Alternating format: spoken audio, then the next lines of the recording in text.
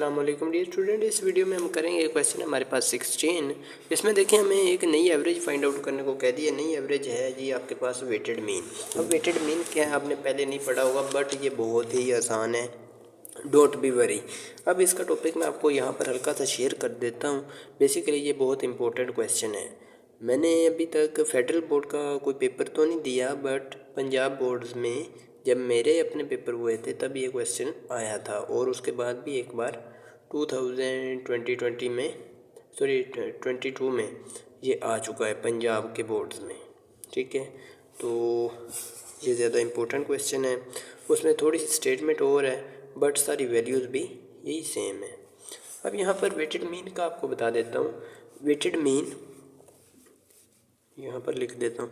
Weighted mean में सिर्फ एक चेंजिंग होती है, वो है आपका f की जगह पे w आ जाता है। जहाँ पर फ्रीक्वेंसी होती थी, फ्रीक्वेंसी नंबर्स को शो करती थी, वेटेड को यानी कि शो करने के लिए ये वेट लगाया जाता है। वेटेड में और फ्रीक्वेंसी में क्या फ़र्क है? देखिए, फ्रीक्वेंसी में सारी चीज़ें काउंटेबल आती हैं, जितनी भी आपको दी होती है वैल्यूज़ एग्जैक्ट होती है। बट जो वेट है ये आप ऐसे कह सकते हैं, अंदाज़ा भी कह सकते हैं उसको, यानी कि वेट उसका आपने पहले पेपर आपने दे दिए ना, तो रिज़ल्ट आने से पहले जो डेटा होगा वो वेटेड डेटा होगा आपका। उम्मीद है आपको इस बात की समझ आ चुकी होगी।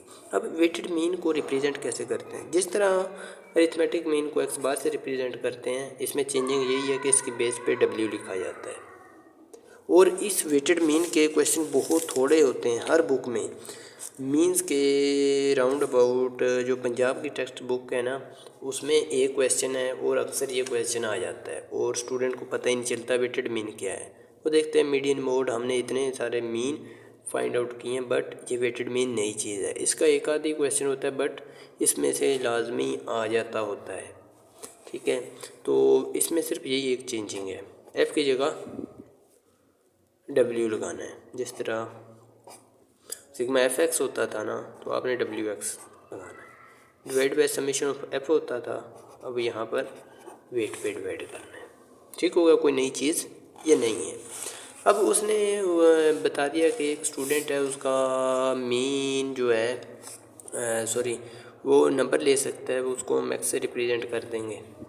और फिर आगे उसने एज्यूमिंग वेट में लगाया हुआ है कि assigning weights of 5, 3, 2, 4, 3, 1 respectively for the above mentioned subjects, find weighted arithmetic mean per subject। अब weighted mean आपने फाइंड आउट करना है। वेट आपको उसने ऑलरेडी असाइन कर दिया है, यानी कि w ऑलरेडी असाइन कर दिया है। वो क्या है उसने बताया साथ 5, 2, 4, 3 रिस्पेक्टिवली 5, 4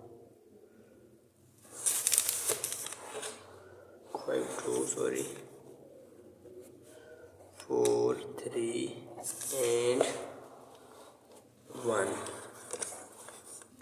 ठीक हो गया जी। मेरा यही कोशिश होती है कि मैं क्वेश्चन को भी लिखूँ ना, तो आप लोगों के सामने लिखूँ ताकि कोई गलती तो हो, कोई बात नहीं, बट आपको समझ लगे। अब मेरे लिए सबसे आसान तरीका ये है कि मैं एक क्वेश्चन को सोल्व करूं, बाद में बैठ के आपको बता दूं कि ये ऐसे ऐसे आपने करना है। बट मेरी ये कोशिश है कि मैं आपके सामने सोल्व करूं, तो आपको भी समझ आ जाएगी और लिखने का पता भी चल जाएगा। बेसिकली एग्ज़ाम्स में अगर आप इतना हाइट कह दिया मैंने आपको, हाईलाइट करके लिखते हैं ना, ये टेबल बनाते हैं, तो इसके मार्क्स आपको अच्छी तरह मिलते हैं, क्योंकि एग्ज़ामिनर की पेंसिल पैसों के लिए चलती है। वो जितने पेपर चेक करते हैं उतने उनको पैसे मिलते हैं। अब जो एग्ज़ामिनर आपका पेपर इजीली चेक करेगा, एक तो वो खुश होगा, ऊपर से आपको जो आपकी चीज़ें सही होगी जल्दी जल्दी काउंट करता रहेगा कि इसने बिल्कुल ठीक किया है। ठीक हो गया। इसके बारे में मैं एक अलग से वीडियो में आपको बताऊंगा। डब्ल्यू एक्स आपने फाइंड आउट करना है। जिस चीज़ के साथ सिग्मा लगा वो आपको चीज़ यहाँ पर टेबल में चाहिए होती है। डब्ल्यू एक्स वाला कॉलम बनाते हैं, डब्ल्यू एक्स को आपस में मल्टीप्लाई करते हैं, 40 को 5 से मल्टीप्लाई करते हैं, 5 4 था 20, 200 आ जाएगा। 50 को 2 से मल्टीप्लाई करेंगे 100 आ जाएगा। 60 को 4 से करते हैं, 6 4 था 24, दैट इज़ 240। इतनी सी काउंटिंग आपने खुद कर लेनी है। 80 को 3 से 8 3 था, कितना होता है 8 3 था 24, दैट इज़ आल्सो 240। 45 को 1 से मल्टीप्लाई करेंगे तो 45 ही रहेगा। अब इस सारे का हम काउंट कर लेते हैं, सारे को ऐड करके काउंट कर लेते हैं। मैं इसको ऐड कर लेता हूँ।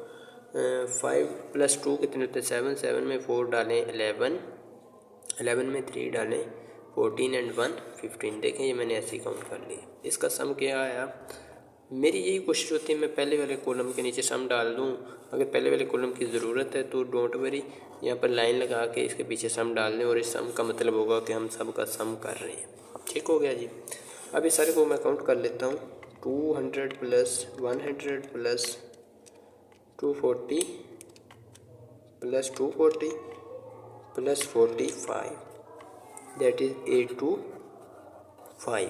उम्मीद है आप मेरे साथ अगर कर रहे हैं तो आपका भी यही आ रहा होगा। अब उसके बाद इसकी वैल्यू पुट करते हैं, यहाँ पर इस डेटा में पुट करते हैं इस वाले फार्मूला में, दैट इज़ 825 डिवाइड बाय 15। 825 को 15 पे मैं डिवाइड करता हूँ, दैट इज़ 55। तो वेटेड मीन क्या आया 55।